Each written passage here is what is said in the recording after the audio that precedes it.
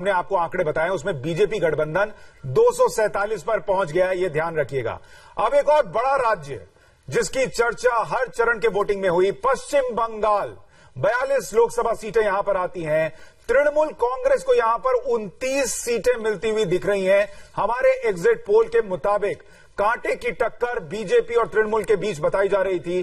तृणमूल 29 पर है, बीजेपी को यहां पर 12 सीटें मिल सकती हैं, यह बताया जा रहा है। तो अमित शाह का दावा था कि 22-23 सीटें बीजेपी हासिल करेगी, लेकिन एग्जिट पोल के मुताबिक बीजेपी को यहां पर 12 सीटें पश्चिम बंगाल में मिल सकती हैं।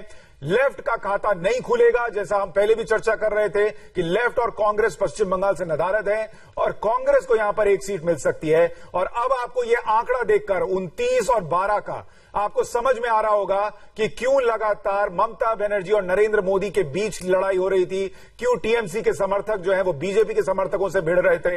हालांकि बीजेपी को यह जरूर लगेगा कि उसकी आशा के मुताबिक ये नतीजे नहीं है, लेकिन पिछली बार से अगर आप कंपैरिजन कीजिएगा तो आपको तस्वीर दिखेगी कि बीजेपी ने कितना बेहतर किया है।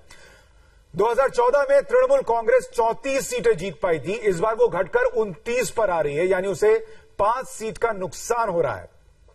बीजेपी 2 से बढ़कर बहुत बड़ी छलांग लगाते हुए सीधे 12 पर पहुंच रही है और उसे 10 सीट का फायदा हो रहा है पश्चिम बंगाल में।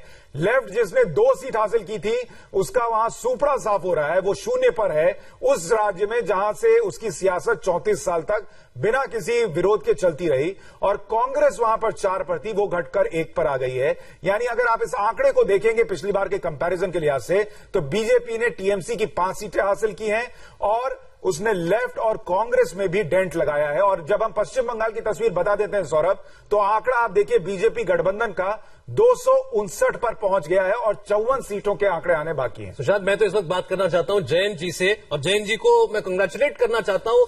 2 बातें जो इस एग्जिट पोल में दिखाई दे रही हैं, दोनों हमारे पॉलिटिकल एडिटर जयंत घोषाल ने बिल्कुल सही तरीके से प्रेडिक्ट की थी, एक किस्म से भविष्यवाणी की थी। और आपने कहा था बीजेपी का वोट शेयर डबल भी हो सकता है, वही हमें साफ दिखाई दे रहा है, लगभग दुगना हो गया बीजेपी का वोट शेयर। सीटों के बारे में आपका एग्जैक्ट आंकड़ा था 10 से 12 सीट, उसके हायर एंड पर जाकर के एग्जिट पोल भी अपनी मोहर लगा रहा है। जयंत जी बताइए। देखिए, मुझे लगता है कि जैसे हम एनालिसिस कर रहे हैं कि कांग्रेस और सीपीएम के जो वोट बैंक है वो ग्रेजुअली इरोड करते करते पूरी जो Hindu vote bank of Congress और सीपीएम मैं जरा सा चला गया। आपको आप जो आंकलन कर रहे हैं वो देखिए, पश्चिम बंगाल में पोलराइजेशन की बात हुई थी। हिंदू वोटर का 50% वोट जो है वो बीजेपी को जाता दिख रहा है। आप देखिए बहुत बड़ा आंकड़ा है। और लेफ्ट के खाते में 16% हिंदू वोट गया है।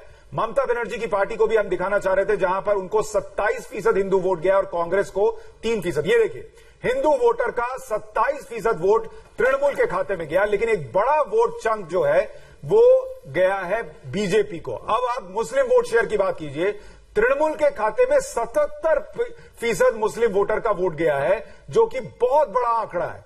बीजेपी को आप देखिए 1% वोट मिला है मुस्लिम वोटर्स का।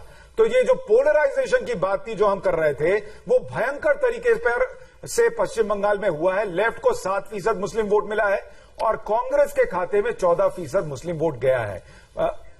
जयंतोदा, जिसकी हम बात कर रहे थे, ये आंकड़े बता रहे हैं कि वो पोलराइजेशन हुआ है पश्चिम बंगाल में। बिल्कुल 2 तरीके से ध्रुवीकरण है। एक है हिंदू मुस्लिम ध्रुवीकरण।